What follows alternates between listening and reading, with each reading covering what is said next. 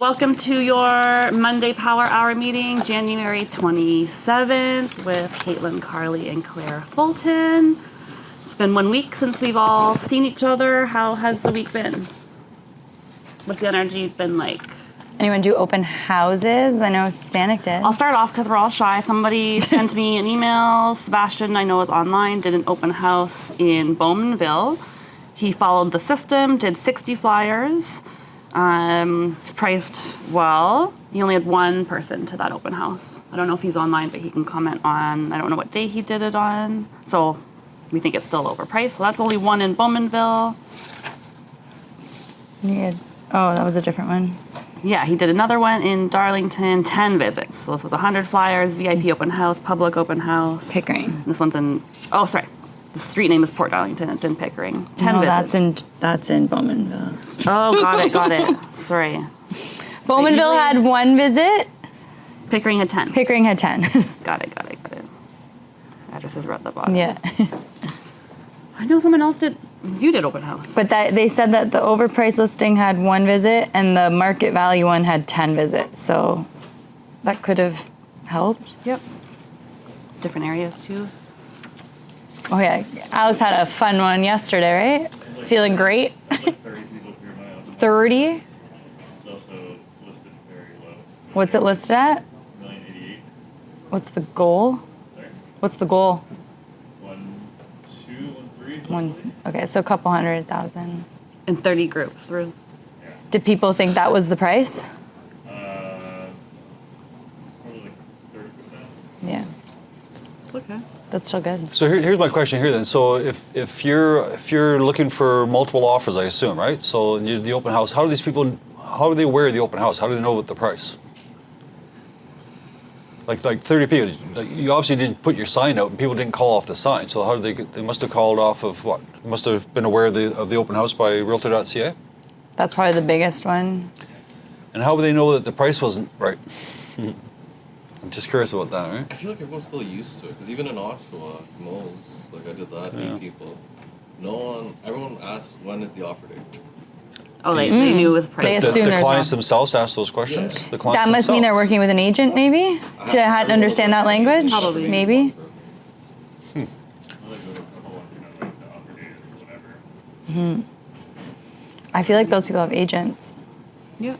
That's good. And Sebastian said he had more showings on the property that was priced At value. at value and less that was overpriced? Yeah. Well, even the Bowmanville, it's the lowest price of all 4 in the area currently, but It's still still overpriced. So it's kind of curious, isn't it? So if you're overpriced and you're not getting any action, your client says, well, can't you do open houses? Can't you do this, can't do that? It seems like the public understands what the prices are as well. Sure. So Yeah. it's So kind of they'll curious favor how a that works lower out. one. 2 in Bowmanville Yeah. on Saturday. on the Saturdays. So the open house people go to the below value priced ones. Yeah, so, but even the people who were in Oshawa, like when I asked about Bowmanville, they're like, no, that's too far. There's no chance of it. Bowmanville too far? Yeah, okay. So who's got property? Yeah, I guess Bowmanville property is not selling, or? There's a lot available. I think the ones under $1 million are doing, like the first time range is doing okay. Okay. 17,100. Condos not doing so well still. Interesting. Anyone else? Anyone working with buyers, losing offer nates, submitting offers, not going through?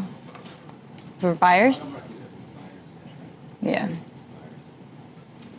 I feel like more people are asking questions.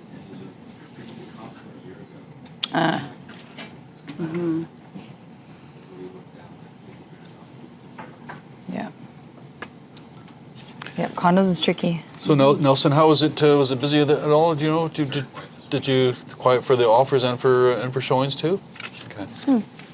Interesting. All right, because lots of people here today, so that's kind of curious as well, right? Very cold week anyway. This week was very It cold. was cold. Yeah. We have a lot of listings. You were gonna go. I'm sorry. The question is. Lots We of. have lots of listings. Yes. There's 17,000 listings. You know, there's 17,000 active listings out there. So you think there'd be more activity? I didn't see myself that many open house signs. You guys see many open house signs up in the Markham area? Markham, yeah. Markham area is still open house. Like Durham, I didn't see that many. Lots up in the area still. Okay. Interesting. Cool. I think most people were here for Ryan Sirhant this morning. Yeah, how'd you guys like Sirhant this morning? A little different? Good. I think he's had good topics the last couple weekends. Last week was negotiations. This week was more on schedule and like staying on task, especially if it's January, which is surprising to me. January feels really long right now. But he was talking about like everyone that started their goals back in November. This is typically the time where we all start to like stop doing the things that we told ourselves we were going to do on January 1st or that first week. Usually around this time. Same with like people that go to the gym. This is the time where they were going hot for like a few weeks and now we get back into those bad habits. So he gave a few different tips on how to maintain momentum, because I think he did it last week on, was it Blue January? January Blue, that first Monday, or that Monday of the January that everyone feels depressed. Yeah. So this is a week where everyone starts to feel down. But he gave some things to start doing today to maintain that momentum. Like for example, he said every day identify opportunities, and he made a good point on this one, saying that a lot of people feel like things just kind of pop into your lap, and like, or people are expecting things to pop into their lap, or they're doing those calls, or they're doing the things, but no one's actually doing anything, and then all of a sudden someone comes out of nowhere, and they're like, hey, I'm looking to buy or sell a house, and they're like, those are from the actions you were doing 6 years ago, or even last year. So everything that you guys are doing right now is actually for future opportunities. It's not for today's buyers and sellers. It's for probably next year's buyers or sellers. And the ones that you were following up with the last few years are the ones that are going to start to call you. So if you weren't doing any work last year, it's going to be a very high or low chance that anyone's going to be calling you if you weren't doing anything to build your business last year. He was saying to create a top 20 list of your top clients or people that are coming to mind to reach out to. And send them like little things such as personal notes with gift cards, market reports, offer free home evaluations. We just did an email campaign last week offering email campaigns. We have about 545 people in our email list and 12 people filled out home evaluations. 2 of those turned into seller consultations right from an email campaign offering free home evaluations. So these are different things that you guys should hopefully have in your communication plan that we talked about back in September when we did the Systems for Success course. Hopefully you guys are starting, like, have started implementing all these different communications that we talked about. He was even saying back in his days, he would send 70 CMAs to past clients, and he would only get 5 people respond, which was actually kind of a nice thing to hear, because I know a lot of agents here will do those mail out CMAs to past clients and stuff, and they're like, no one ever calls me, so they just kind of give up on it. But Ryan said he used to do them, and only 5 people would respond to it. So that still works. He considered that a success. What were other things? I thought it was kind of cool what he said there about his market analysis. In his email, he just said that, hey Jack, how you doing there? It's Ryan here. Just I'll let you know your property's worth anywhere from 2 million to 2.5. If you want more details, give me a call. Exactly. So he didn't do a CMA. He didn't spend a whole lot of time. He just sort of just threw in this broad range thing here. If you're interested in giving a call, and maybe the property's worth 1.9 or something, he just threw in these big numbers here because nobody knows, right? Yeah. So if you get all caught up, it's not. What did he say there? He says action. Action. So you can think all you want and do all your CMAs and do your 70 CMAs and get them all perfect, but you know what? Nobody knows until you send them out to your client, right? So he said, like, don't spend all that time. Don't overanalyze it. Don't overanalyze it. Action. So just get them out. Yeah. And then a lot of agents ask us about that when we do our home evaluation link.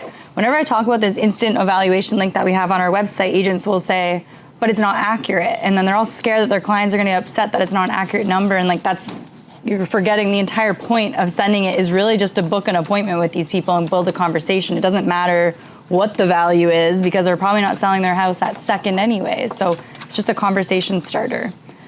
He even said going beyond the basics, just sending handwritten notes. I know this sounds really basic, but he was talking about handwritten notes a lot today and making it part of your habits to send to people just to remind them of you.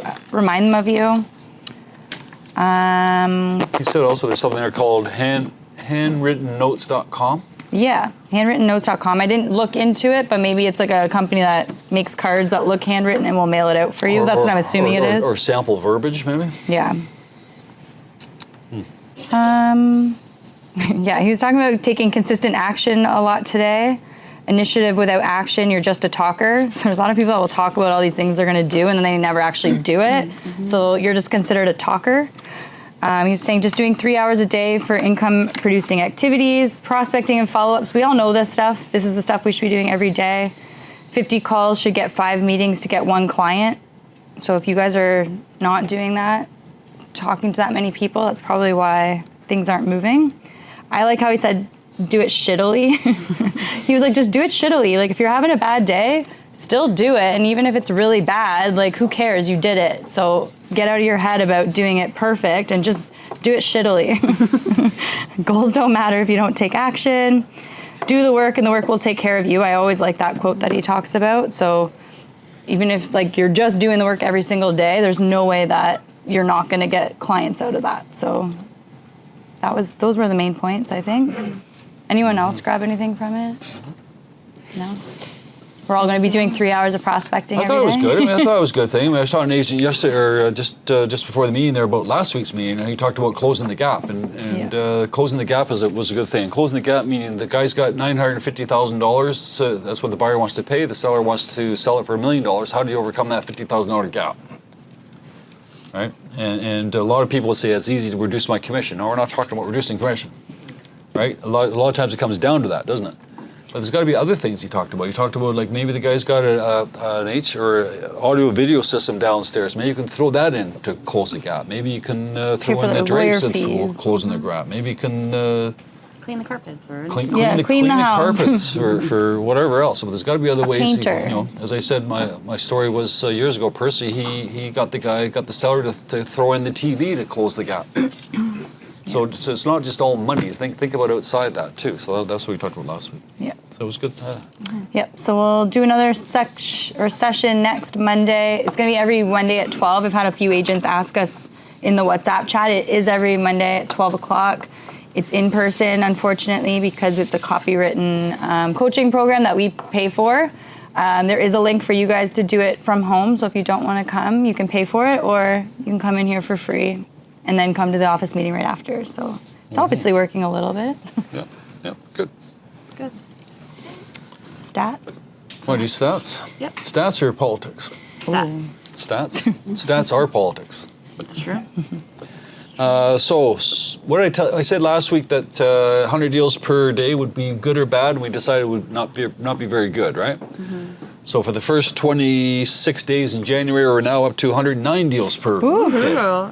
So we're up 10% from this time last week, which is pretty good, right? So 109, but unfortunately we got 17,120 active listings, 8,500 are condos, 8,600 are freeholds, almost 50-50, right? Everybody wants to think that maybe the condo market's not doing that well, but the numbers I look at, it says that the condos are only down 18% from January 26th last year to this year. And freeholds are actually down 17%. So almost about the same. So we're down about 18% right now from last year. You almost can't say condos are down. The whole market. The whole market's down right now, It's not right? just condos. Or freeholds are just as bad. Sales. These are sales I'm talking about right Numbers, now. yeah. Number of sales are down 18% from last week, and that's actually good because last week we were down 20%. So we're creeping up. That's very Right? positive. That's very positive, Way to right? Keep spin going it. there. On the lease side, there's 17,300 leases, so there's almost the same amount of leases there are listings. Again, about 8,000 condos, 8,000 freeholds. Leases themselves are actually up 13% for condos, and they're down 3% for freeholds. So the media tells you the condos this and condos that, but my numbers here tell me something different. Yeah. So if you got clients out there that think that the condo market's not there, it's not there, but it is creeping along, right? So it is happening a little bit. So that's good. And last year we had, just so you know, in January we ended up being about 3,000 sales. Sorry, 4,177 sales last year. So that's a little more than what's that, about 120 a day or so. So we're a little bit behind that. Well, we're down 20%. That's all right. I think a lot to do, as I said a couple weeks ago, that it's got to do with politics. And I think a lot of people are, I don't know, in my mind, are a lot of buyers are on the fence or sellers on the fence wanting to see what's happening, or is it that What do you guys feel? What do you I guys? feel like people are starting to get their ducks in a row, though, where they're starting to plan worst and best case scenarios because their mortgages are going up too. So Yeah. people are just assessing, I think, their money situation right now. They're getting gathering ready. information. Gathering. I'm hearing they're asking questions and booking meetings and doing some research. So they're information gathering right now. This is the buyers or sellers or Both, both? kind of deciding if they Both? should buy or if they should sell their house, what they can buy, what You they should do guys- first. So everybody here. So you got some buyers out there. What are they telling you? They want to wait, or what are they telling you? Just observing. Waiting for to see what's going to happen regarding They're still waiting. trade, because they think that we're going to go to a recession if the goes that 5%. Yeah. So I have like 2 buyers right now that they are waiting to see what's going to happen. Info gathering. So if rates go down on the 29th. Sorry, let me go back Okay. there. Sorry, they're waiting for. What are they waiting for? They're waiting to see what's going to happen if Trump put that 25%. The tariff. Okay, the Trump His- thing. his Yeah, that's what I tariffs. thought. Okay, okay. Yeah. Applicable from 1st February. Because they're waiting for January 29th So we're not waiting for announcement? the 29th. 29, Okay. things like that. So if they go down, are they going to rush out and That's go my, buy? that's my question. Are they going to wait? Are they going to wait again for the Or are next they going to one? wait for it to go lower? Like, what are they waiting for? They want it. So I think everyone's in info. They're waiting. Exactly. Yeah, like they're just kind of I think they're waiting for it to stop doing anything, just to chill, right? If it goes down again, they're going to wait for it to go down again. or until they're it scared it stops. goes up. I don't know. Yeah. What were you gonna say, Curtis? Well, I don't know why buyers are waiting. They should take advantage of the fact that inventory is so high. Of course. Yeah. Rushing out there for buyers. I know we can all say like this is the time to buy, but unless they're motivated, they ain't buying. No one's waiting on my side. The only one that's waiting is sellers. Your sellers are waiting. Okay. Sellers. I'm rightfully so. I mean, they have certain price points to buy. There's no Yeah. And are you working with a lot of first-time buyers? Is that why? Okay. buyers, and those are moving up. Yeah. Higher budget. Yeah, move up buyers. Especially with the insurance change. Yeah. I think it's depending on where they want to buy it. If they want to buy in Durham, Yep. you tell them prices have gone up 3%. Yep. That's true. If they want to buy it in Toronto, Yeah. just don't say anything because prices are down 3%. Everywhere in GTA, except Durham, prices are down 3-4%. So here's what the papers is talking about Trump. They're talking about the 25%. They're saying here that there's going to be less cross if it goes through. And I don't know. I don't believe it's going to go through. Somebody had a good session about Trump. They said he don't believe what he says, but believe what he thinks. Something like that, right? In other words, he'll say 25%, maybe it'll be 5%. I don't know. Who knows what it's going to be, if anything. But he said 25% to China and he did that. Yeah, I think he's just. If you get to know this guy, he's dangerous because of what he says, but what he actually does is different things. So you got to separate the two, right? So he's just trying to scare everybody. That's all he's doing there. But they are saying here that cross-border trade would affect something here. One thing that will affect cross-border trade, I believe, is that it's a 69-cent dollar. I mean, forget about the 25% stuff there. So it's a 69% dollar. So if Trump puts 25% tax on our stuff, that means we have a dollar, which is the same we had a bunch of years ago anyways. Everybody follow me on that one? Mm-hmm. So rather than having a 69-cent dollar, you'll have a 99-cent dollar. So it goes back to where we were before. We've been here before, in other words. But other thing they're talking about is higher building costs. Okay, because they're saying that because of this 25%, materials might be going up and down. Who knows what they're doing as far as that goes. But they're also saying here that with a decreased dollar, that we're going to see a huge international foreign investment in real estate. Because if things go the way we're doing and if they've gone down and the interest rates have gone down and the Canadian dollar has gone down, then it's going to be very inviting for a lot of foreigners to buy real estate. Right now you cannot buy real estate. The government's put a moratorium on it until 2027. But if that ever got lifted, then there's going to be a good opportunity for foreign investment in Canada. After 2027 though. After 2027 if they don't change it, right? Yeah, who knows? So that's about that. So the tariffs, I mean, Trump's Trump, whatever he is. So I believe that's what's holding things back too, though. He But did yesterday to Colombia. Yeah, I want to say that too. I mean, as you say, he's Right after. They took on that plane right after. Yeah, but like Colombia was saying that you They were trying, but they couldn't- let they them couldn't do it. land unless you send it by the regular planes, not by the military planes. Because they are not accepting it. There's a criminal people. so just for people home there. So Colombia, so Trump wanted to send all these criminals, I think they were, but anyways, immigrants on military planes, and Colombia refused to allow them to land. So Columbia, for what I heard, was going to send their own commercial planes up to and get these people. That's what I read. But Trump says, okay, you're not going to take our people. We're going to put 25% tax on your stuff too. Or 50%, right? So again, he's just Talking. He's just talking. He's just. Use it as a negotiation tool. Like That's all he's doing. He's just trying to force everybody to think he does. I mean, How they were dealing with the Joe Biden. So But that's a big psychological pressure to Canada as well. Everyone, there is no local politics right now. yeah. The sad part is that most Americans don't have a clue what we're talking about. Yeah. Like most Americans don't even know what we're even talking about. They and even that- don't know yeah. where is Canada is. I know. They see only that Canada is it's a lot. Anyways, it's going to be fine. So on the 29th, we got what? A couple things Rate happening. announcement. So I think it's going to be a quarter point. Last week I weren't sure, but what I'm hearing about now is going to be a quarter point drop. Is that good or bad? That's good, right? I think it's good. Right, that's good. Carly thinks it's bad. I don't think it's bad. I'm impartial. I just want the buyers to think it's good. That's all. Sure. I need. Yeah. As long as they think it's good. It's also good for homeowners on variable rates too. Yeah. Yeah. Good. That's true. All right. Who has properties that are either listed in 2024 and still listed, or you cancel it and are getting ready to relist in the spring? Yes. Yeah. I'm curious about what your strategy is when you go to relist now. Are you relisting at the exact same price Probably. in 2024, exact same pictures, or are you changing it up when you do a relist? Alex? 450 less. Okay. Is the expectation to get the price? Like, is this just strategy? They have They to have sell. to. Yeah, no, that's fair. Yeah, I'm reading that the properties that are going to struggle the most are what was listed in 2024 and are still listed now versus the new ones that pop up. People are going to gravitate to brand new. So watch that. If you have old stale listings and you're either getting ready to put it back on the market in the spring or you're competing with all these new listings, you have to think about the price. So make sure you're checking your community stats, you know, Durham versus Toronto, and don't just say because we're in a different market now, the prices are going to be any different, because right now they haven't changed a whole lot since last year. You may even want to think about redoing photography. So maybe you did pictures last year in the winter. Now you're getting ready to do something in the spring. You're going to want to invest in new pictures to make it look new and fresh.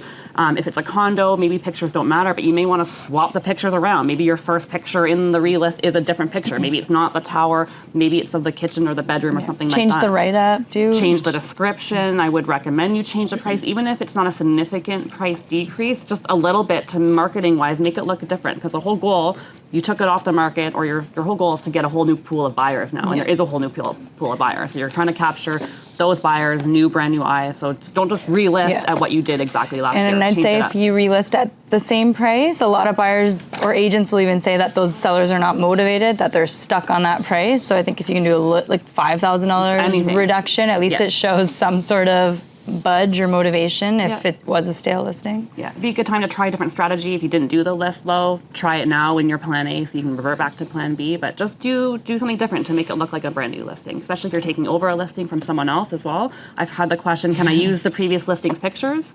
Not without permission, but why would you want to use the previous listing's pictures? You want to get your own, do your own marketing, make it look fresh. Do it proper. Yeah, Or Ryan said, exceed expectations, don't do the bare minimum. that's true. Yeah, like on that note too, like MLS is not like a Facebook marketplace, you know, like there's rules and there's a marketing strategy. There's a lot that goes into the MLS listing. So you've got to be detail oriented, right? You've got to pay attention and do it well. Pay attention. Yeah, I could touch on that now. I guess I had myself a little note. We're in an Ontario's brokers groups, and we get to hear about what other brokers are sort of fighting with RICO about, what their TREB things are, and it just helps each other know sort of what to fight for and what's happening in the world. So there's a case right now, it's been going on for 4 years, where this brokerage had the listing. It was an estate sale.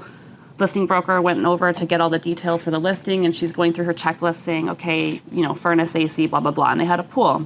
So she said, is it a saltwater pool? Is it chlorine? What is it? And they said saltwater pool. So keep in mind, it's an estate sale. So the parents are no longer alive. These are the kids trying to get all the details that they need to put the house on the market.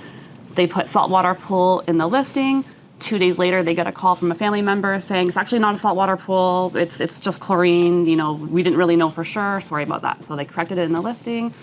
House went into multiple offers on an offer night, sold about a week later. Buyers moved in, realized that it is not a saltwater pool. So they didn't change it? They did change yeah, it, They yeah. did change it. still. They thought that it wasn't salt water. Now they're fighting for it the wrong way, and I won't go into those details, but they're trying to sue in small claims and stuff, and I you had can't a do that. similar situation. I know you did. Yeah, you had and something with which, hardwood floors, right? Seller end up paying their money. Yeah. So I would say you gotta put in the offer, Schedule B, the pool is not salt, pool is chlorine pool, not salt water. Yeah. Yeah. Yeah. So Yeah. Shiv learned from Listing his. doesn't help. Yeah, the Yeah. listing is not This is the everything. listing week ago. It's true. Yeah. So in this case, RICO is automatically fining the listing agent $8,500. They're going to a course for $2,000, which is going to take 3 days as well. They may appeal it, but their whole rule is that the listing agent had obligations to get more information about this pool. So asking for water tests and information, and it's that case is still going right now. But I think the lesson is if you have an estate sale and they don't know, don't say what kind of pool it is. Just say it has a pool. You don't even want to get into details if it's saltwater, chlorine, Everything's copper, what sold is as it. You don't know, you is. don't know. It's an estate sale. You can't possibly know everything for sure. And then there is extra measures, like Shiv mentioned, that you can protect yourself even further. If you notice a mistake, make sure you put it in writing, while you're doing your offers, and don't just rely on the listing itself. Put it So that in they writing so sign that it's it. obvious. Yeah. Yeah. But this happens. I've seen it with hardwood floors. I've seen it with pools. I've seen it with a lot of details. So if you're going to put details, know those details for sure. The sad thing is they were saying that they looked up how much it was to convert it into a saltwater, and it was cheaper for the new owners to convert it into a saltwater pool, less fine. than the fine, 8,500 Yeah. plus 2,000, and it was like $3,000 or $4,000 to convert it. So that agent's kind of screwed right now, I guess. Yeah. They lost too, I think. It's still going right now. Yeah. Yeah. Yeah. I'm sure you've seen lots So, of so stuff I'll like put my that. broker record hat on right Yeah. now. Yeah. Okay, nobody's going to put up their hand when I ask this question. When you guys take a listing, you fill out the listing agreement and you also fill out the data sheet complete with all the measurements, and you get the seller to initial the data sheet, correct? Yes. Yes. So that when we go to court, we can show the judge, it says saltwater pool on this data sheet, and there's the seller's initials. Clearly, we do one step further. No, I want to stick to this for a second. So you follow what I'm saying here? So, but if you didn't fill out that data sheet, and all you have is an initial, it's all blank, all of a sudden now you're going to a gunfight with no bullets in your gun. You follow what I'm saying? So, and everything's fine as long as everybody's got a willing seller, a willing buyer. But as soon as you get stuff like this happening, then I start looking into it. Where's the data sheet? Where's the initials? Where's all the paperwork? Yeah. That's all the And court away we cares go. about. Isn't Sorry. that when you send it, like a listing, MLS listing before you process, or sheet, and seller initial it, that says saltwater pool. Okay. Initial it. Okay. Is that considered to be, As far as I'm concerned, the seller lied to us, and I'm not responsible. Yeah. no, they initialed it. You gotta, They initialed that it was saltwater pool. yeah, so that they're responsible. In this Yeah. particular case, they actually have that, and she still got fined. So that's why they Well, have to so fine we don't her. know the details. Okay. Yeah. So we do one step further, we send them a Google Doc, just fill up all the information. That's what we do too. Nobody's own- Now, for those people that are challenged, that don't want to fill out that data sheet, on the MLS, when you do your ad edit, you can actually fill out the data sheet online as a draft. Send the draft to your client can sign it. Yeah. The other step for that Shiv's you- saying is a Google form, and they actually hand Or you select do it. what Shiv wants to do, but not everybody's going to do either. That's the But a advantage. lot of people send this questionnaire to their client, the client fills it The out. client fills it What are out. they doing the signature on the draft? On the, well, So you on do the a draft, PDF preview. PDF, So yeah. it drafts it all, and then at the bottom there's an actual signature line. Yeah, it's new. It's a little bit new. So if you've got a problem filling out that data sheet, by hand, do the draft, do it on edit, send it to your client for signatures. Have them review it. Yep. Okay with that? If they don't sign it, Then you don't have a listing. I don't know. I don't know. If you look at the listing, doesn't the listing say pages 1 to 5 or something? And you only got 1 to 3. So is that a complete document? that is different, I guess, than that. It's different. It says 1 to 5. I have to get one out here. Like the listing agreement. It says the listing says pages 1 to 6, and you only have 1 to 3. Do you have a full agreement? I wouldn't think so. All right. But I know that habit. I know the street level. I know what else. But I'm just saying here that willing seller, willing buyer, you're okay, but be careful. Yeah. Sorry. I need to understand. So we're saying that after that they sign the data sheet, when we uploaded on the MLS, increases the trust we gain. No, you can so- do either or. So we're saying instead of your MLS data sheet looks kind of tedious. So the feedback we get is it looks kind of scary. So it freaks a lot of people out. So if that detail looks freaky and you don't want to do it by hand or type it and then load it, if you go to Realm and you go to Add Edit, you can actually input manually all your data sheet information as if you were about to post a listing, the same way that the girls do it for you downstairs. So you would input it all on your keyboard, and then you would print a PDF preview of that Before you draft go listing, live. and that can be signed in lieu of an MLS data sheet. You're sending the data sheets until they initial at each page, so that we are looking at it. As long as you have one or the other, either MLS data sheet or a PDF print preview, the main thing that the clients are signing off to those details of what's being posted on MLS. Thing you don't want to do is fill out the data sheet yourself and not have the seller initial it. Yeah. Again, Or you it's don't not- have the initial. You don't have the initial before you fill it out, and it goes to court, and the client says, I initialed that before it was filled out." Yeah. Yeah. Again, Right? it's not. And the judge looks at you like, "What? Yeah. You have an initial something that wasn't filled out?" I mean, the courts are very, very strict. And Kari's point, or whoever it was on Facebook, this is real estate. This is serious. This It's is not marketplace. This is money. This is legal. People are this is getting what you go to court. sued. People get fined for what? $8,000 for $8,500 For a for pool, a but- calling a pool of salt water. This is serious things, right? So be careful. Yeah, it wouldn't be good practice once you have the listing up. Send it to the client. Say, hey, listing's live. Just double check that everything looks accurate. And the pool water is the salt your, Well, especially in a state. This one here is an estate. This, So. there's complicated things in a state sale. Nobody knows for sure, right? We have to be pool experts now, everybody. Go steady. That's, Yeah, that's, be that's, experts. that's the careful. Like, that's what I'm watching for in this case. how many people know about it? Yeah, because now we're going to have you guys take water samples Yeah. to all your pools and go get it tested so you can verify for your listing, right? To answer James' question, I would think that realtors don't know the difference between That's right. salt water or fresh water, No, but what they're saying the is that we need client, to ask for documents. We should the be client doing does. our due diligence. Yeah, and you have to ask the client for a document that proves it, not just verbally. No, I understand, but how many of these clients do they want to sell? They know that. oh, the clients would know for Yeah, sure. yeah. For sure, the clients would know. But these ones, it's a state. Yeah, yeah. Cool. So we know a lot of people are renewing their mortgages this year. I'm one of them. I'm renewing mine soon. I've been talking to Varan a lot about what to Yeah, do. we've heard some scary numbers from clients saying how much their mortgages Yeah. have gone up. Yeah, so a lot of clients are renewing. So just some advice. If you're talking to your clients, I think it's a good touch point, especially if they bought in 2020, touch base with them now. I've even had some clients that refinanced in that time, so they're getting ready to still renew maybe in a year or two, so it doesn't hurt to touch base with all of them. Some things that may help them. You may want to tell your clients, but for sure talk to a broker about the particular situation. I'm also reading about refinancing. So you could, if they plan to be in that property for a longer period of time, you could refinance and maybe renegotiate to try to get a little bit of a lower rate. And then I'm reading about buying down your mortgage. So some mortgages allow you to put lump sums every year.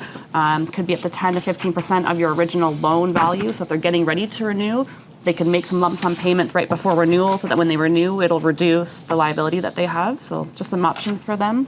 You have some similar things in there as well. Yeah, so talk to the broker and see what options they have right before they renew. I know myself, I'm going to look into making some lump sum payments just to help, hit the burden a little bit as well. But there's some things that they could do before they renew. Want me to talk about it? Yeah. Okay, so hopefully you guys are contacted your past clients that bought back in 2020, like 3, 4, 5 years ago. Their mortgages are renewing. You got to say you need some advice, want some help, whatever it might be. So here's some advantages that you can talk to your clients about. And Sirhan said, have a list of 5 things or something that 5 items to write out. Like ask these 5 items. So make it up, right?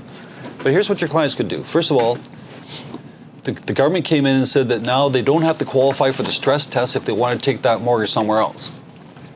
This time last year, they had to stay with that client, stay with that lender because they still had to, they couldn't, if they wanted to change lenders, they had to qualify for the stress test.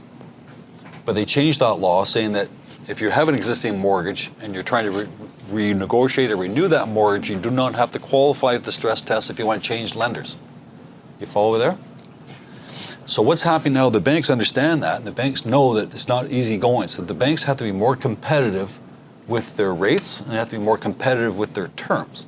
Some are giving cash back, some are giving better terms, somebody are doing other things.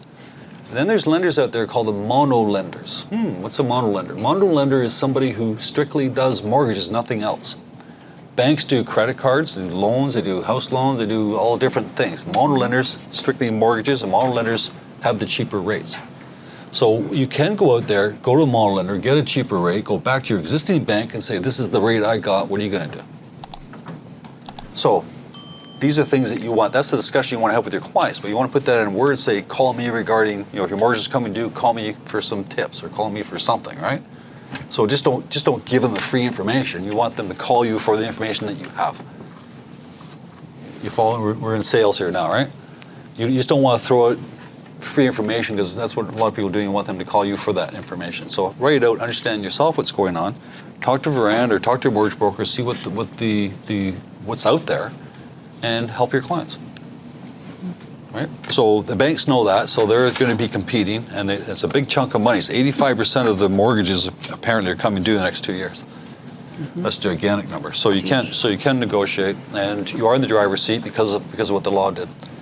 Also, the 30-year AM you can qualify. I think right now they've got a 25-year. They can move it to 30 AM. But if they're it's only first-time buyers. First time and pre-construction. And pre-construction. Okay, so that doesn't help. But anyways, good. Helps in the short term, just not in the long term. Yep. Nice. Right now, Toronto Airbnb rules, you have to be your primary residence. It has to be a 1+ den or bigger to do an Airbnb. Ajax is also going to be following the same type of plan. So it's not permanent yet, but they are proposing a permit short-term rentals in all urban residential zones. So the Planning Development Committee will determine where that is.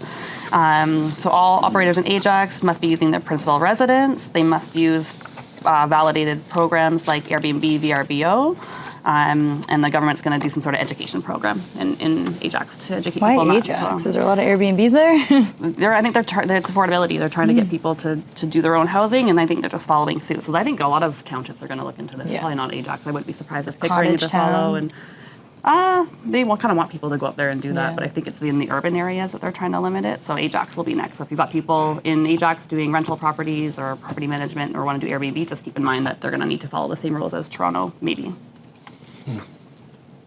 Which is good. For those of you that don't know, an Airbnb in Toronto, it has to be their primary residence to be able to do Airbnb. Short term. Short term. Less than 20 acres. What's that? Yeah. Less than 20 acres. Yes. Yeah. Yeah. Good. Cool. And the Toronto government, again, she's trying to increase their tax rates by 6.9%. You guys are familiar with that? That was old news. Last week also, the CPI went from 2% down to 1.7. 1.7? And they said the reason why that was because the government said that they're going to hold back on the GST on some consumer products, so that made the bundle of goods lower, so that's good news. Nothing wrong with that. And then on the 29th, Wednesday, I guess it is, they're going to announce the rates as well, right? Yep. I thought this was kind of interesting. This is a Reddit post. Somebody made a thread just for fun that said, what are some things that you regret when buying your house? So some of the comments were kind of funny, and I just thought just to read it out so you keep in mind when you're doing inspections and things like that. But one person said, I wish I had got a sewer scope. I had to have part of the sewer line cleared out because of trees. That the roots were getting into the actual sewer system. So if it's an old house with big mature trees, just something to keep an eye out on. Somebody said, research my realtor. Someone saying, buying a house that needed less renovations. I spent the last 10 years redoing my house over and over. Someone's mentioning green technology, so looking at things like solar, wind, geothermal, stuff like that. I think that's going to be more relevant in the next coming years, but looking at sort of green technology. I'd get a huge garage. Someone saying huge garage. Thinking more about house orientation. So if you have a client that has plants, looking at rooms that have natural light, what direction that light is facing, things like that. Making plans for renovations before you move in. Some of these are not relevant, but some having a full basement as opposed to a crawl space. More land. Researching the neighbors before buying, so making sure your neighbor next door is not an a-hole. That's a good thing. When you guys go to houses with your buyers, you should be looking at the neighbors' houses because your clients won't. So you should be checking out if the neighbors have How like they a dirty maintain their lawn, front yard, backyard, Yeah. kids, no kids. To see who the names were for. Yeah, I've had people ask me to door knock the next door gosh. neighbors to find out what the profile That's a bit is. aggressive. I offer to do that. You see? There you go. Like if it matters to you. If it matters, yeah. But definitely like look at the yard, see how maintained it is. That'll give you a little You want to know all the semi-look. gossip on the street, too. Yeah, That's right. yeah. And if you're with with your friends. And that's how you like, find they out need to about- go the extra mile. Yeah. That's how you find out about the weird stigmas and stuff too that you might not have known, right? Someone saying, I wish I paid for my own inspection, not the one that came with the listing. That's a good one. Someone said if I could swing it, keep an apartment where I could renovate the new house while staying in an apartment because you can get the renovations done a lot faster and quicker while you're not living in the space. So you could think about porting mortgages and things like that. Yeah, most people are complaining about renovations and just buying houses that are fully done. So that's good feedback for sellers too. that They're asking one? you if you should renovate or not. That one said that they wouldn't do it themselves either. They would have hired out. Oh, like a contractor. Yeah. Some of your couples come in and the husband's like, I can do that. There's so many things they can do, but sometimes it's better not for the husband to do it unless he's True. obviously in that field. Yeah. International student applications dropped 23%. So we knew that they were going to drop a lot, but they did drop 23%. So that's going to impact anybody that you have who's got rental properties near schools and colleges and things like that. It's going to affect the value of those properties. And then overall, it's affecting the colleges in general, especially the smaller sort of niche colleges. They've had a significant drop in student applications. That's due to them slowing down immigration a little bit as well. Too expensive for them to come I here. was reading about Brampton. Brampton apparently is population's it's the fastest growing city in Canada right now. They had something like 100,000 population growth in the last year. Wow. And a lot of the international students wanting to stay, like they go to school and they don't want to leave, right? So there's a big thing going on there. So that's kind of interesting to And see they're there. moving out up north. Can't afford it. Caledon. That's true, You yeah. go from there, like Yeah. to the airport road, you see like a difference. Yeah. So what they were doing, what the article was complaining about, Toronto has to pay for all their transit because all these kids are taking the public transit, but they don't live in Toronto. So Toronto doesn't benefit from any of the taxes because it's all they're paying taxes in Toronto, but they're paying taxes in Brampton and using Toronto resources. Oh, yeah. So that was what the complaint was. So, anyways. Number one, Yonge Street. I guess it used to be the Toronto Star Building downtown. It's almost going to be. It's getting up to 105 stories now. It's going to be the tallest building in Toronto. 105 stories, right at number one Yonge. I think it's the old Toronto Star Building, right? What do they call it? They call it, one Yonge Street. Toronto's tallest building. It's That's That crazy. doesn't seem that tall anymore. I don't know why. But like, think about it. Even like, we had a condo for sale, and the elevator went down, and they're only on the 24th floor. Imagine being on the 100th. Like, no. And for your commercial guys, I thought this would be interesting here. So there's a building that's sold at number 2 Queen Street. So 2 Queen Street would be Queen and Yonge. Would that be the south side or north side? Number 2 is an even number, so even numbers are on the on the south side of the street? You guys knew that, right? You guys know that? All Street, that would be north side. Number 2 is north. north side. All No, sorry. East or west?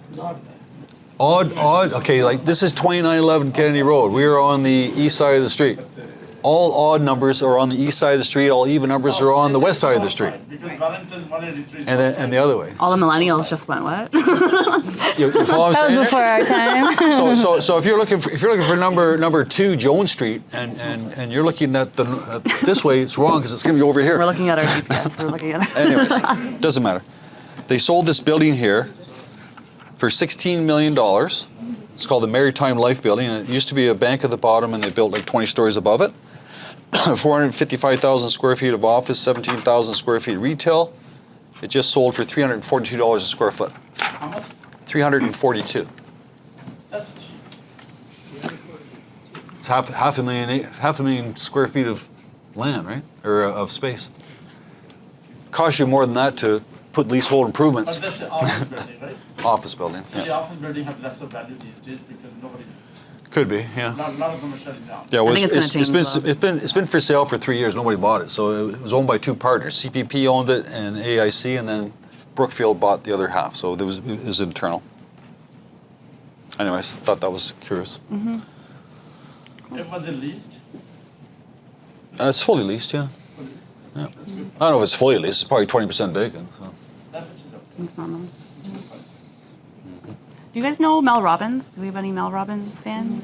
You do know? Yeah, she's a little bit. So she's got a couple cool tips and tricks that we use a lot in our daily life, and you can go back and listen to some of her podcasts or books on this. But this one sort of philosophy that she has can be used if you're procrastinating or you're depressed and can't get out of bed, or there's that one task that you just know you have to do and you're just not doing it. So she suggests, and it's backed up by science, but you'll count backwards from 5. 5, 4, 3, 2, 1. And at the end is when you're supposed to get out of bed and not think about it, or do that prospecting that you've been putting off, or whatever that task is that you're putting off, but count down in your head. 5, 4, 3, 2, 1. And then do the task and don't think about it.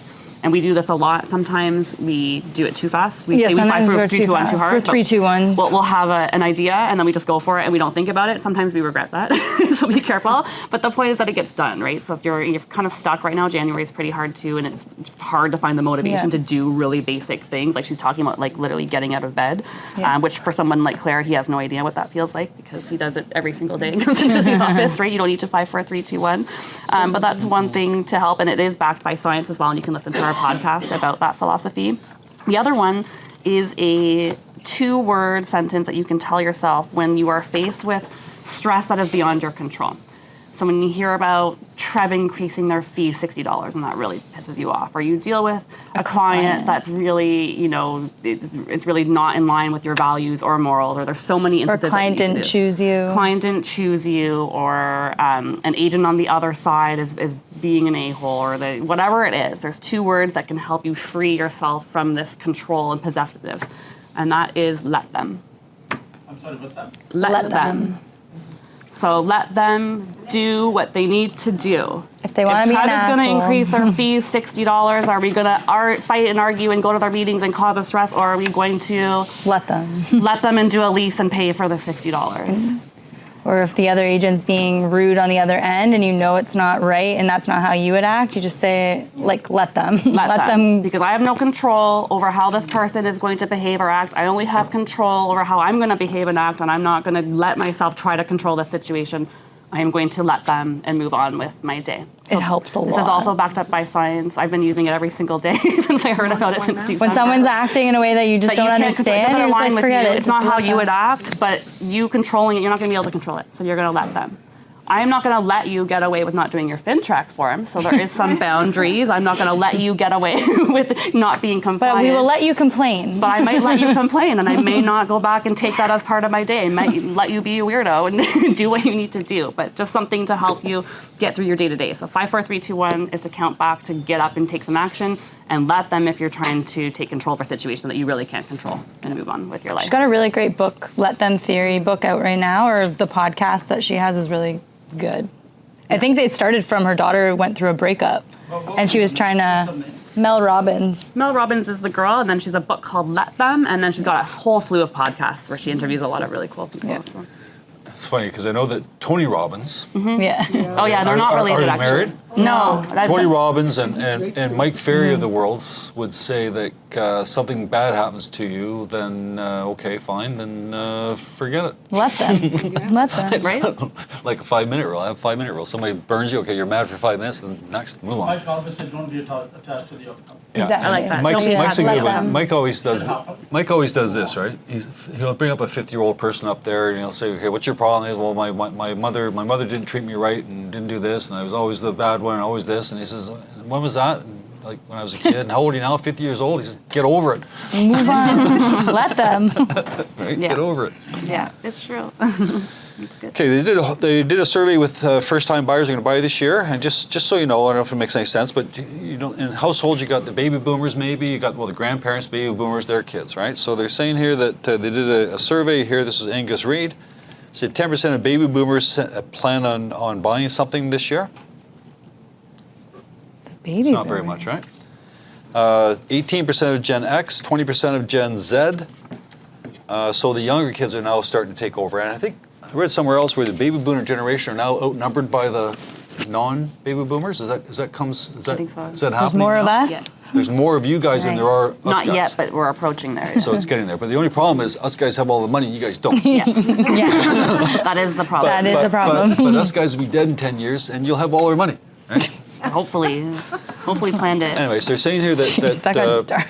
people that plan on buying are actually saving money. 52% of the people are actually spending less money so they can save more money to be able to buy a place. So that's all positive things. So so the young kids nowadays will be the next gen to be taking over as And well. that's why and they're saying there's good. pent-up demand, because for the past 2.5 years, anyone that had a great job and was hunkered down at home and not doing anything saved all that money. And so that's why we're saying could be the year where they come out and Yeah. spend it. So if you have any families that have kids, grown kids at home that are working, and they're still at home, then that's a target for you, right? So you need to think about that too, right? So I used to feel that when there's 30-year-old living at home, what's wrong with him? yeah, nowadays they're business That's people. normal. Now it's the norm. They're like, that guy's smart. Okay, I'm going to finish up negative here, or negative or positive. It's kind of positive in my mind, but anyways. No more negative. Then you guys can finish. Mike Well, Ferry said, "Don't anyways, watch the news." So Nelson and I and Kari now get the opportunity to deal with clean up messes sometimes. Sometimes. In other words, something happens on the street and we have to clean it up. So this Bob Aaron just wrote a little thing here of 10 issues he commonly sees in real estate that are mistakes. So I just want to repeat it and just make sure that we don't do it here, right? Yep. Wrong unit. Has anybody done this? You have a condominium unit on the 17th floor. And a lot of agents, not us, a lot of listing agents will put level 17, unit 5. Anybody see a problem with that? Yeah. It's usually level 16 or 15. Right? But has anybody come across listing agents that don't get that? Right? So they don't understand that it's not level 17, unit 14. It's actually there's no level 13. So it's going to be level 15 or 16 or something different, right? So the legal description is different than the address. Yeah. Okay, but he says he sees this all the time. Yeah.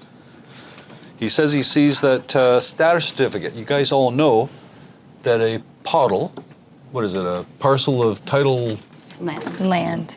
something or other, it's a condominium. It has a status certificate and it has to be on a condominium, it has to be on a POLT offer.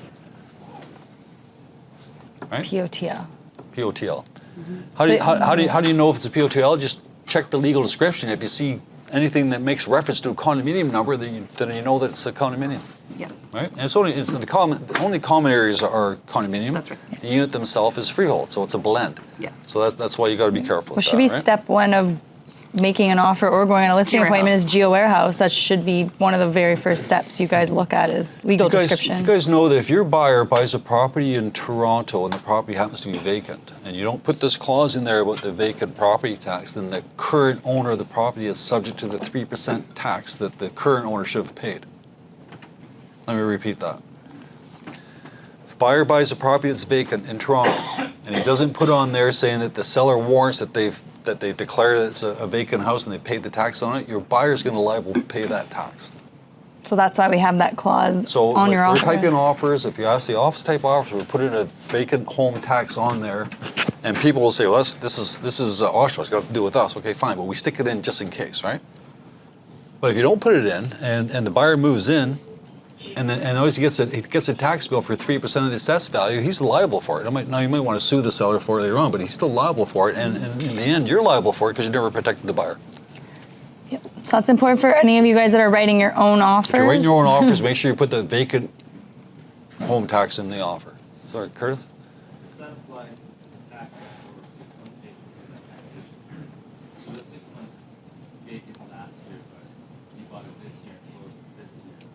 That's still apply, like, that's still liable, or If you didn't put that clause in, You're liable if you're paid for this one, or? if they didn't pay for it. if you didn't put the clause in and the seller didn't do their vacant declaration Then you're for that fine. 6 months, your new buyer will be liable. So as soon as you put that clause in there as a buyer, okay, then the listing lawyer is going to prepare a document to the buyer's lawyer saying that we've declared that it's not vacant. You guys don't even touch it. It's at the lawyer's side, right? Even in the next year, the following year, you need to declare to this. Yeah, we're talking about if people don't declare it. So you buy a property and that original seller didn't do it. You're now liable. July, that the closing is on January 30th. Well, how can we find that they declared it for the last year? It would have, The lawyers will Yeah. communicate and they'll show each other. Yeah. As long as you put a clause in there for your buyer saying that the seller has warrants that it's not a vacant, or if it is a vacant, they've declared it. yeah. So if the girls downstairs wrote your offer, you should have had that clause Yeah. in there. And I get the question a lot too, the properties in Durham, it doesn't apply to us, can we just cross it out? Yeah, you can Okay. cross it out, but you never know when Durham or any other region's gonna also participate in that too, right? So it doesn't hurt the offer to have it there either. But I do see a lot of people it causes they don't know confusion. what it means or what it is, so they get freaked out, so they wanna cross it out altogether, that's fine. Yeah. Commercial real estate. Sometimes the residential guys get involved with commercial real estate, right? So this is Bob Aaron, right? That's not me, but I've had this experience too. You know that on commercial leases and commercial rent, it's all subject to HST. It's all plus HST. The rent's plus HST, the TMI's plus HST, the rent's plus Commission. HST, if you buy it, it's plus HST, everything's plus HST. Right? But the physical HST does not get paid if the buyer has their own HST number. So it's just an accounting function. But still, you got to be careful on there. If you put on there HSTs included, then somebody's going to have to pay 13% HST. Wrong forms. Okay, he talks about, we don't do this very often, but you've seen agreements for cooperative or co-ownership units signed on condominium forms. We don't get involved with co-ops that much, but if you ever did, then it has its own form. Same as co-ownership. Co-ownership and co-op are different things. All right. And the year of the form. Furnaces. This is the best one. I don't get it, right? So we give you guys a list that the seller should sign, saying that the furnace is owned or not owned, whatever it is, and what the rent is. If it's rented, you got to put right in the agreement itself. The rent is $120 right there. It's all fill in the blanks, right? So to cover yourself, you get your client to fill out that part, the little checklist of what's owned, what's not owned, to cover yourself, and just and go from there. We do that as part of the listing appointment. So when things are going really good and you got your listing forms all out, that's just part of it. You just like a checklist. Is your furnace owned or rented? And then we get all the information we can right in that appointment. Bob Aaron says land surveys. He says he likes land surveys, but surveys now are about $3,000, probably more. Mm-hmm. So you have title insurance, but you can take that as you want. Actually, we're going to change our wording, I think, on our survey clause because it's a bit of a gray area. It could be debated. Ours says if available, da-da-da.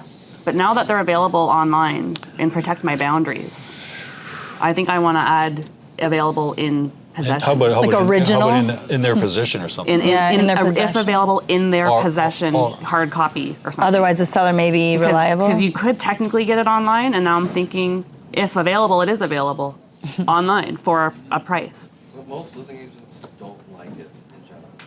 Because they don't want to be responsible Even with the if for it. available. Yeah, I've heard that too. They'll just cross it off and I might find just it. add a little word, and then if it's So it's okay. So as a buying agent, you're covered. So it is Yeah. crossed out. Your buyer initials it. If there's a problem later on, you got your buyer's initial. It's not your fault. Yeah.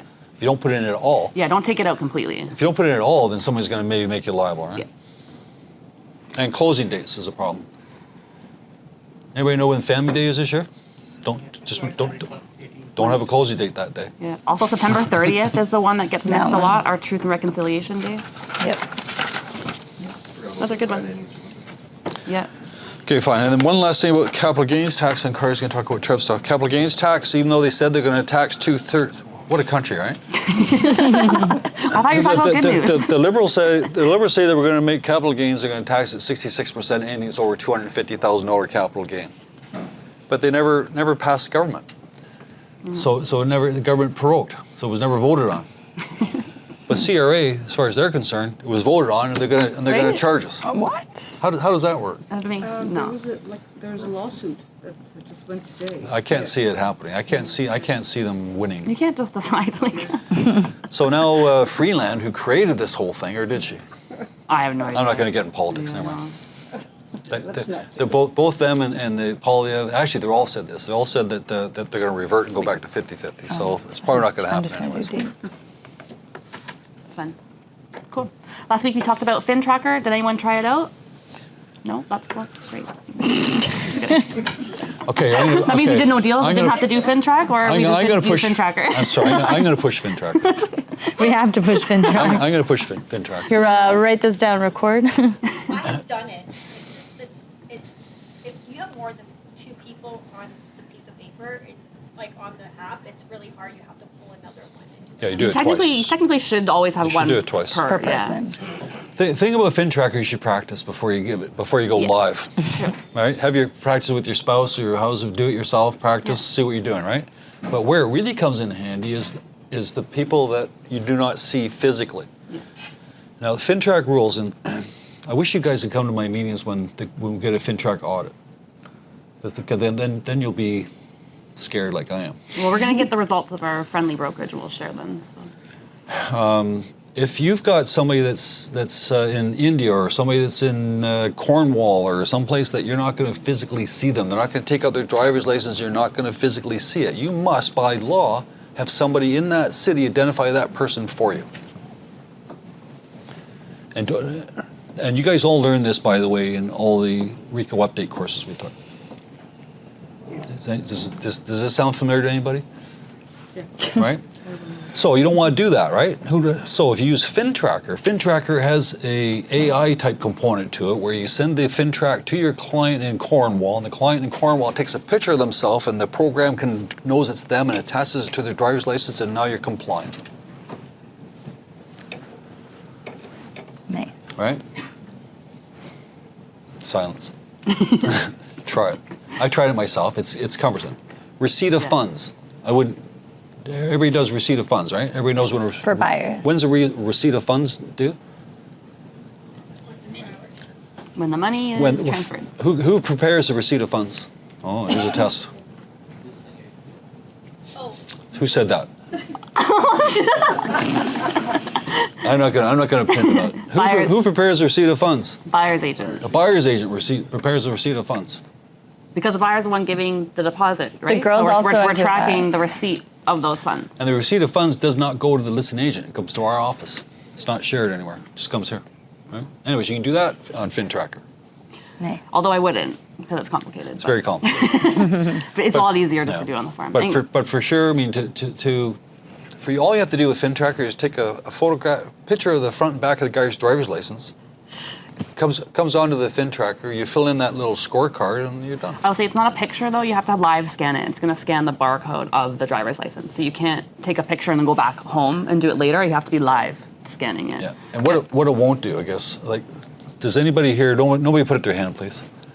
Does anybody have their client photocopy the driver's license and email it to you, and that's your FinTrack? Don't put up your hand. 100% they do. It's completely, absolutely wrong. Or a photo. Also, we don't need a copy e-texting. of their driver's license. Deal admin doesn't need a copy of If they say it. we don't want you to scan that. It's a It's a federal law. That's a law. Then if they don't want to give you their ID, then they can buy a house. You go in person. You go in person. You can do it by Yes, hand. you can. Yeah. That's the best way. If you're of face to course. face, just do it by hand. Do it while you're at the kitchen table. Someone that asked me Absolutely. to do it with my driver's course. license, probably That's I would okay. just like, oh. Yeah. like- Yep. No problem. So if somebody were to photocopy the driver's license and email it to you, and you try to do the FinTracker and try to take a copy of that barcode from the FinTracker, it will not work.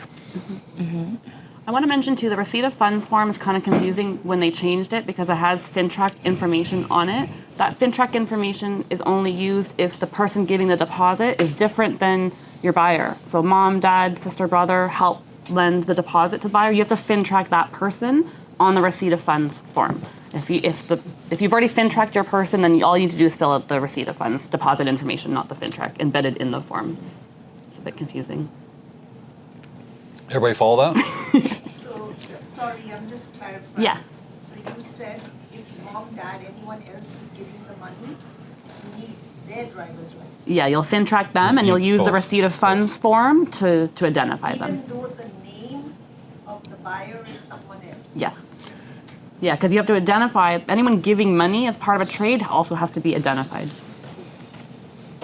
That is just Check for the there, deposit, that is correct? the- Deposit, yes. when the person else, his address is there. Yeah. So let me just rephrase that again, just so everybody understands.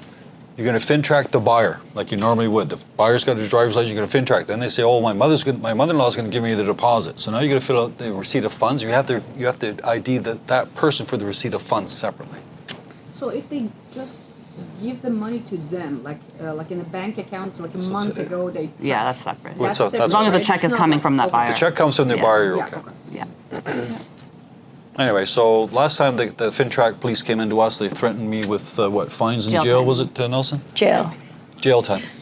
Yeah. Curtis? I say this is not. As I said, it's not a game, right? Yeah. Why it didn't? Maybe you can have a party in a Whoever got him in trouble is going. And I think that no, who got fined recently? JLL got fined. Oh yeah, the commercial company. Commercial guy got fined from FinTrack like $250,000 or something. For what?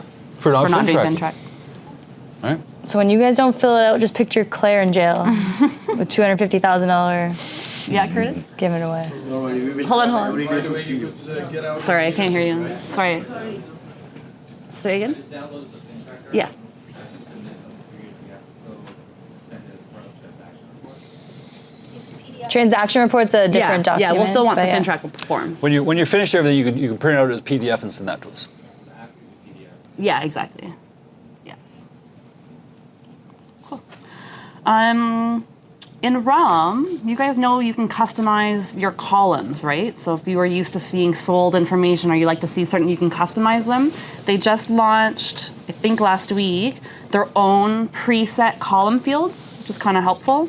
So they've added a freehold available, freehold unavailable. So they've preset some of these common things. They must have gotten some feedback that these would be useful. Condo available, condo unavailable, commercial available, commercial unavailable. So these are preset custom columns that you can still customize, but they're there already for you. So if you didn't get to that stage yet and customize them, there's some column sets right now that'll be pretty helpful for you in terms of available, unavailable. Do they do it sale versus lease? That's another. No, so that's you have to do that. So we discovered that if you guys are doing those columns, you need one for both leases and sales, or the columns will be different. I would probably, to save time, use one of these and then add the lease or add the type to it to customize it. You're changing the website anyway, so what is the difference? Yeah, they're changing the website. No, they're changing the desktop. The on homepage. The homepage. The homepage Not is going Realm. to change. Yeah. And then Treb is also doing Feb 5th, a market Outlook year interview. It's pretty cool to attend. If you want to go, you have to just make sure you show up or you get charged $50. You have to show up, or if you don't cancel, they're going to charge you $50 because there's a big lunch there. And most people I know go for the delicious lunch and not the market Outlook, but you should go for both. Where is it? It'll probably be at Parkview Manor. Yeah, Parkview Manor, Feb 5th between 10 and 11:30, and you have to register. Treb Market Outlook meeting, Feb 5th. It's pretty interesting. And so just to answer, someone here said that Treb is changing their webpage. They are changing the webpage, but it's just the dashboard, it's just the very homepage. It's not the Realm portion of the searches. It's only the homepage itself. Do you guys even do that? I think a lot of agents probably open up Realm and go straight to the search pages. Does everybody read all the other stuff that's from Treb? No, that's why we're here. That's why they come to these meetings. Save the date, remember, awards, Feb 26. We're going to start it off with like coffee, networking. We have a speaker coming in, Ben Rabindo, to talk about 2025 market. Then we're going to have a nice lunch and then do an award ceremony. So it's going to be a daytime thing from like 9 to 2-ish. Feb 26, we'll send out a formal invite soon. At Parkview Manor as well. Also Parkview Manor. Do you guys get Sky Slope, the office ones, direct login, or is this? Nope. Yeah, so SkySlope now you got to use the Treb Authenticator to log in. Okay. Yeah. Other events that are happening. So I talked about Richard Robbins from February 3rd to 6th, 4 days in a row. He's doing a 4-session Millionaire Mindset Challenge. I sent you guys out an email to register for it. It's through Richard Robbins' program, not through us, but I thought it'd be a good one if any of you guys want to do a free webinar every day. I think it's at 2 o'clock every day for 4 days in a row. Seems like it'll be pretty good. I'll send out another email if you want to register for that. It is free. And then this Wednesday, we're doing a couple things. So we've got Beta DeLisi. Do you guys remember her? She's the paralegal that came in last year on landlord and tenant. So she's going to come back here in person to talk about Tressa and doing transactions with landlords and tenants again. Even just gave her name out to 2 agents last week. So I think a bunch of you guys have been going to her with any landlord-tenant legal issues. But she's going to do, I think it's like a 30-minute presentation. And then we're going to do a little bit of a mini celebration afterwards for those of you that are coming in person. It would have been Percy's 100th birthday on Wednesday.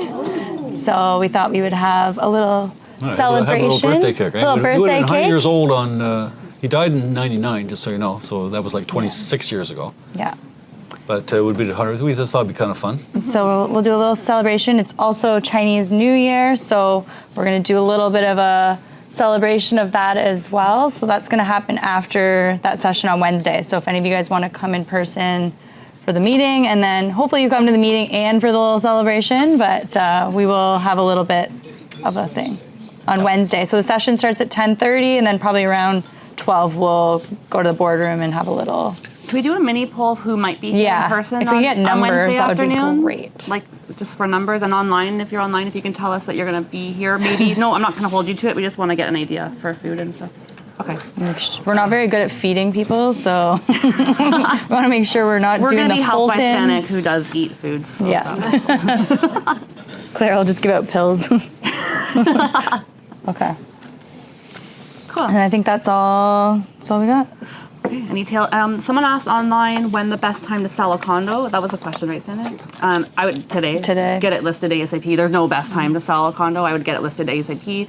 Try to be the bottom 15% in terms of price in your competition, and I wouldn't wait. I wouldn't. Especially because there's already so many listings right now. If you wait till spring, there's going to be even more just get it condos. up, start marketing it because it's going to take 30 to 60 days, if not longer. If not, 6 months maybe. Yeah. That's true. Yeah, so ASAP. Any questions or listings you want to talk about or tales from the street? Is anyone doing open houses this coming weekend so I know who to target? No? It's going to be quiet again. Okay. Perfect. We'll see you Wednesday then. Have a good week.